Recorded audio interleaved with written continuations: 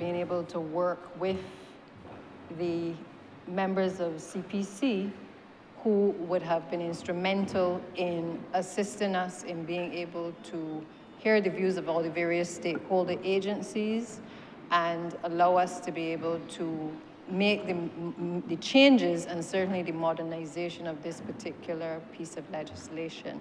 And I really want to thank them for the efforts that they have made in being able to bring that to this place today. Now, Mr. Speaker, as I wrap up the debate, I am also mindful that the Honourable Member for Christchurch South would have tried to intimate a number of things in relation to this particular piece of legislation. I believe the context in which the Honourable Member for St. Joseph placed this particular bill presented a picture and a background that sometimes you have to do your research to see where legislation has started, to give a perspective as it relates to whether your party at any point in the history of this Parliament has been instrumental in bringing that particular piece of legislation. Sometimes that shapes your discourse in your presentation when amendments comes, or it should. And sometimes it means that you may have to deviate from a position because over time, positions will change that may not necessarily reflect what would have transpired and what would have brought about that particular legislation several years prior.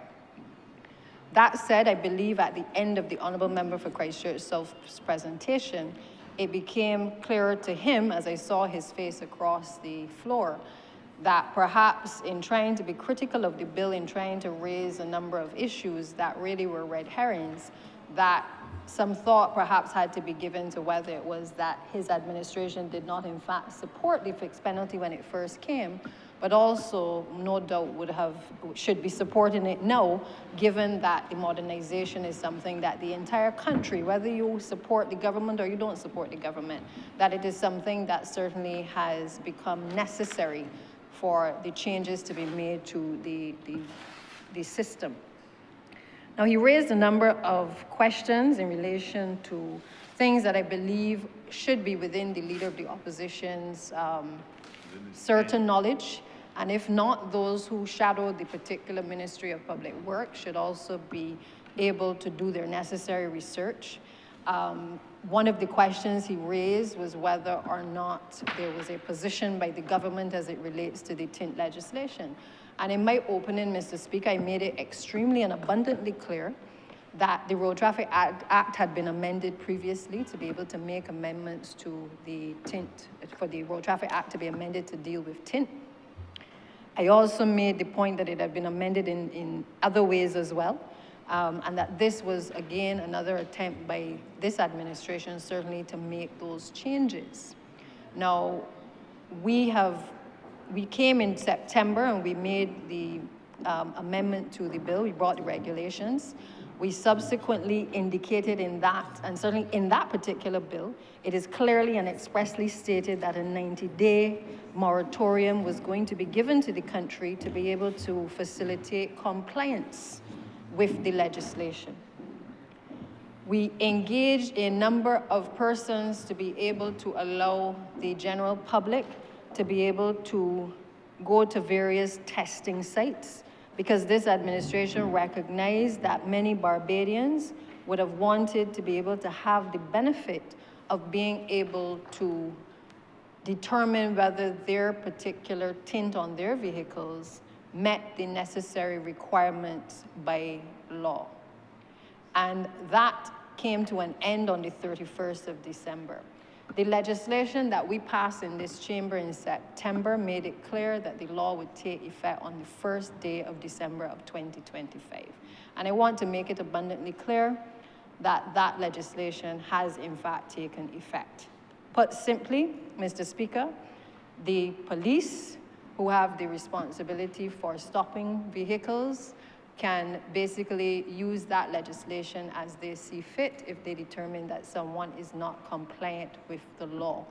And therefore, if you go back from Barbados Today to the Nation newspaper, and I've looked online and I see even as far as Starbrook newspaper in Guyana, it has been reported extensively not only that the tint legislation in Barbados, they took effect on the first day of December, but also, in particular in Guyana, they have gone on to ensure that they are also moving in a similar direction.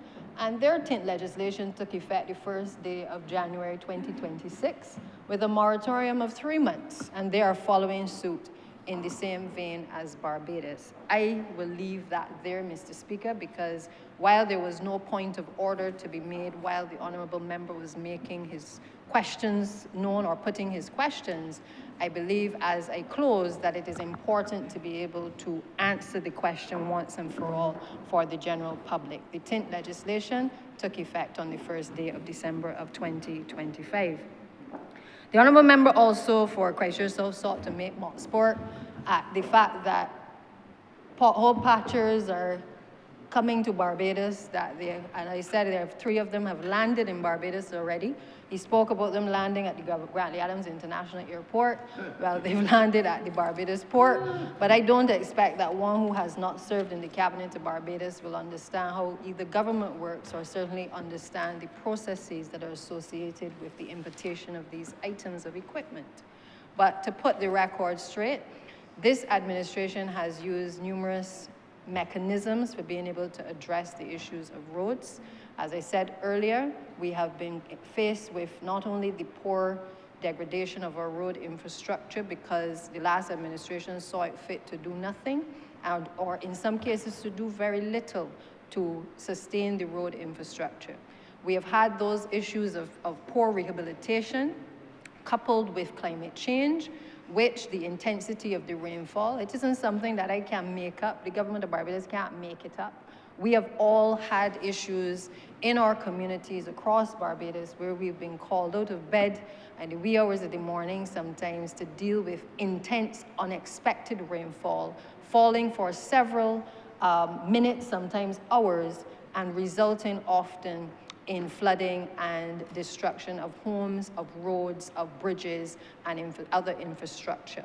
And whether that is infrastructure that has already recently been done, or whether it is infrastructure that has been constructed for several years prior, the reality is that we are seeing an intensity that in fact led this administration to explore the whole issue of roller compacted concrete, building concrete roads, and in reintroducing that into our landscape, because we recognize that just the traditional asphalt type road was not going to be sufficient to be able to sustain the changes in the way that the climate has a direct impact on destroying road infrastructure. Now, that is not to say, Mr. Speaker, that we do not need to maintain the road infrastructure. And it is not to say that we have relieved on our responsibility in any way to be able to do such maintenance. We have our teams in-house that do pothole patching. We have embarked on being able to order pothole patching machines. 3 of them are here. 3 will arrive in another week or so. We start the training with our staff, and in short order, we will have those teams on the road working for the people of Barbados. But the honourable member for Christchurch South should be aware, and if he's not aware, I will enlighten him, that you do not place an order today for pothole patching machines or any equipment that is not on island, and by the drop of a hat, that equipment lands on island. These things take time, they take time to procure, and therefore we did not plan it against the eve of an election or on the heels of an election, but simply we planned it to ensure that we could time it with the period of time that in the last few years, this administration and certainly my ministry has had to change the roadworks program, because we've had to change it to take into account that between January and June, when it is usually dry for the most part, we have to do and accelerate the roadworks program in that period of time. It has absolutely nothing to do with the smell, the sniff, the utterances of any election. We have done it consistently in MTW for the last 3 years. And I pray, whether I am minister or not, that we will continue from a finance perspective to put money behind the Ministry of Public Works to make sure that so long as the climate change is continuing to impact us in the way that it has, particularly in the July to December period, that we have an aggressive program in the Ministry of Public Works that facilitates road infrastructure, pothole patching, maintenance of bridges and the like, being done within the period that we have come to know now as our driest period. And that is not to say, Mr. Speaker, that we don't expect the unexpected, because we have seen that even when we say the periods are dry, we have also seen increases in rainfall sometimes out of the blue. Mr. Sabu cannot predict everything. He is no God, and therefore we have to prepare for the things that we need to prepare for to make sure that we are able to take care of this country. I will just say, Mr. Speaker, we have, and I will go, as I close, I think it is important that the country understands that we are grappling with a multitude of issues. And there has been talk of flooding in various districts and communities across the country. And for the first time, we have been able to start the process of flood engineering designs to be able to address these issues, because flooding impacts the homes and it impacts the roads as well. And we have several of those designs, not only ongoing, but at an early stage of being able to actually go to have the civil works done. And God willing, we will be able to start the process of areas like Goodland Gardens and Trents and St. James and others within the next month or so that by the start of the next hurricane season, we hopefully will not find ourselves facing and encountering the challenges that we have encountered thus far. I heard the Honourable Member making pleas for roads to be done, specific roads. You know, Mr. Speaker, my colleagues are free, as Barbadians are, to advocate for roads to be done. But I remain absolutely resolute in the mission for which I have been sent here as Minister of Public Works, that I am not going to rush the brush. I am not going to appease ministers or colleagues simply because they are under pressure. We are all under pressure, sir. But I come from a time in opposition when only a handful of constituencies got any road works. And there were not opposition MPs who got road works in our constituency. There were only government members who got works done. We have had to take a position that road works must mean something, and that we needed to level the playing field to make sure that everybody got a piece of something that they could say a road or a bridge or some flood engineering was done in their communities. Mr. Speaker, I cannot stop members from speaking freely and representing their constituents, and I would not seek to do so. But what I will do, and I will continue to do, is to ensure that we allow for priorities to be given to those areas which are heavily trafficked, or highways certainly, and our major roads, and to then make sure that within communities we are able to allow people to breathe a little easier by being able to do tenantry roads and cart roads and residential roads. And if you look at the record, you will see that we have tried to apportion that type of approach across communities to be able to make sure that we start to ease the pressure. When you have come from a position of 10 years of doing very little, we have a lot to catch up on. And I continue to ask for the patience not only of the public, but certainly of my colleagues as well, and indeed you, Mr. Speaker, because you too and others have been advocating continuously for roads in your constituency. And whether it was mill and pave or focus roads, we have tried our best to be able to deal with each of the issues that have been presented. I believe those have been some of the major concerns raised by the Honourable Member for Christchurch South. I will reiterate areas like Highway 7. It is untrue that we only were planning to do a portion of Highway 7. We already have the designs completed for Highway 7. They were started in concept by the former minister, the first minister that we had in Christchurch West, and continued by the other minister and certainly by me. And we are at that stage now where having fixed a portion of the road because we had no choice, because it was one of our most heavily trafficked roads, that we have to now move to the point where hopefully in the next financial year, once we have the resources, we can start phase 1.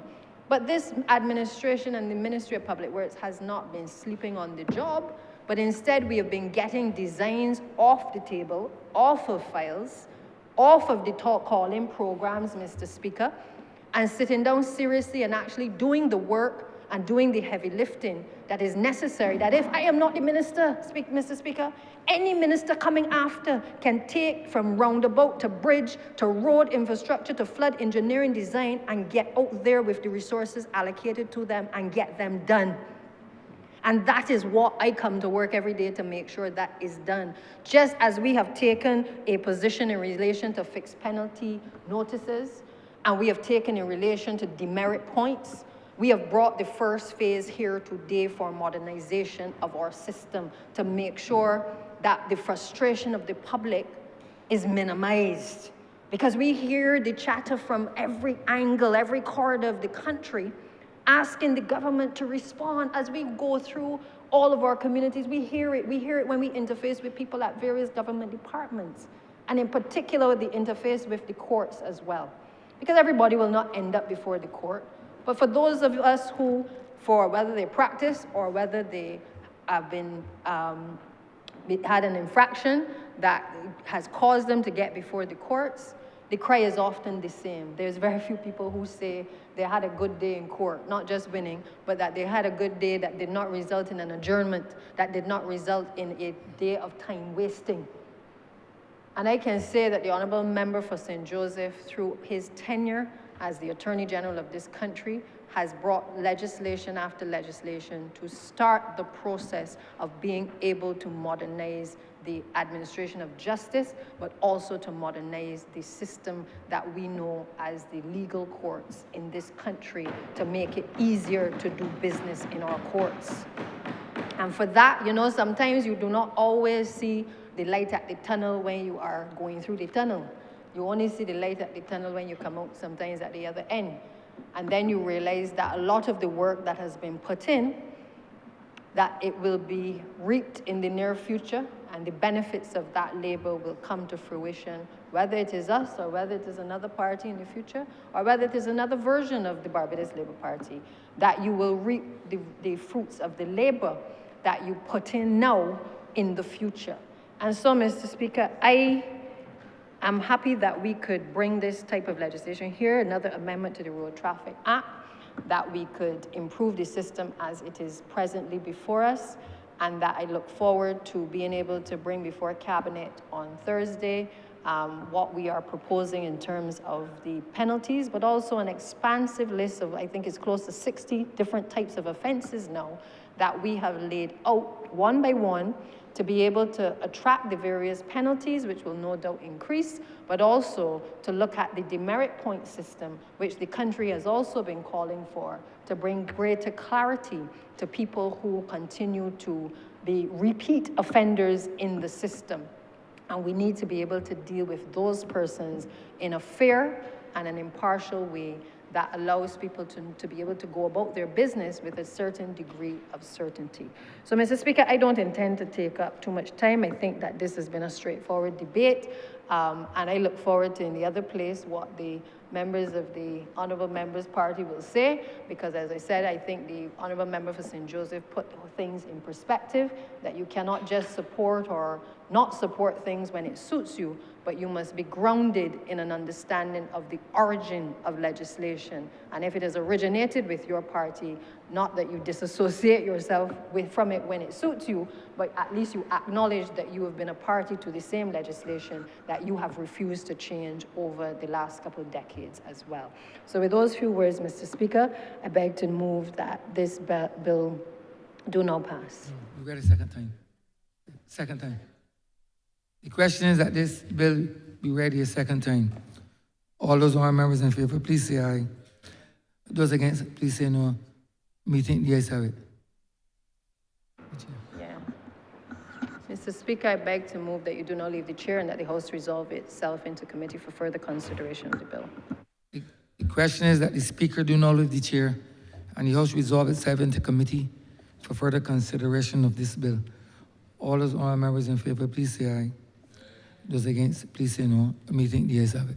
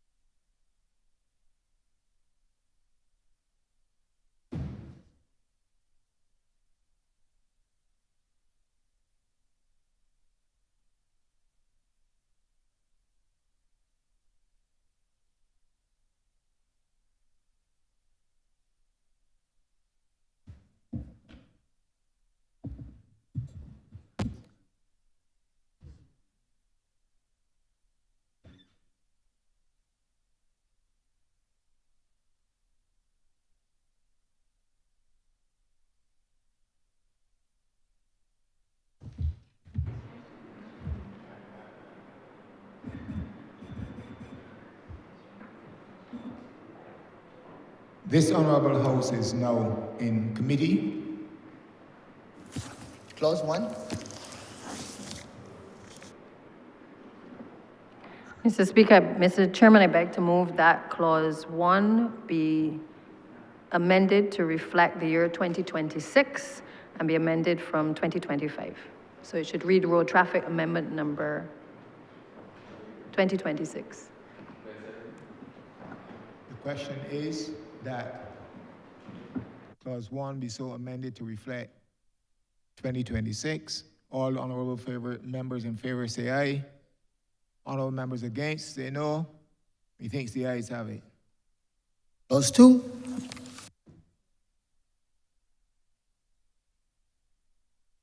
The question is that Clause 2 stand par. All honourable members in favour say aye. Honourable members against say no. Methinks the ayes have it. Clause 3. Mr. Chairman, I beg to move that Clause 3 do not stand part.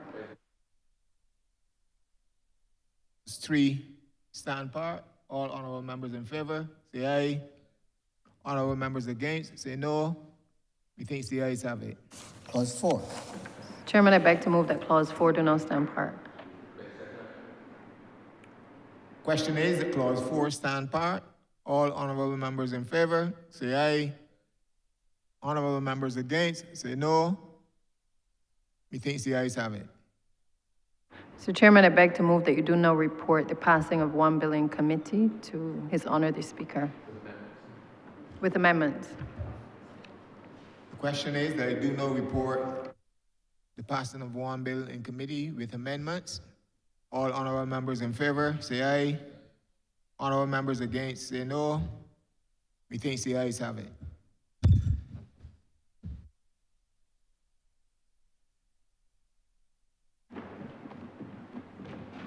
Committees as reporting the passing of one bill in committee with amendment. Mr. Speaker, I beg to move that this bill be read a third time.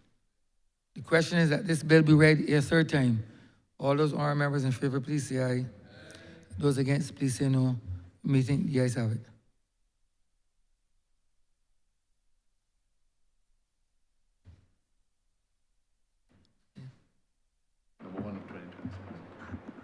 Mr. Speaker, I beg to move that this bill be now passed and cited as the Road Traffic Amendment Act 2026. The question is that this bill be passed and so cited. All those honourable members in favour, please say aye. Those against, please say no. Meeting, the ayes have it. This bill is passed and so cited.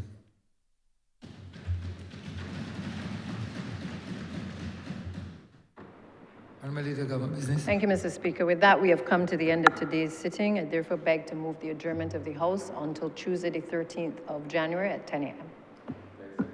The question is that this honourable chamber be adjourned until Tuesday, the 13th day of January at 10 a.m. in the forenoon. All those honourable members in favour, please say aye. Those against, please say no. Meeting, the ayes have it. This honourable chamber stands adjourned until Tuesday, the 13th day of January 2026 at 10 a.m. in the forenoon.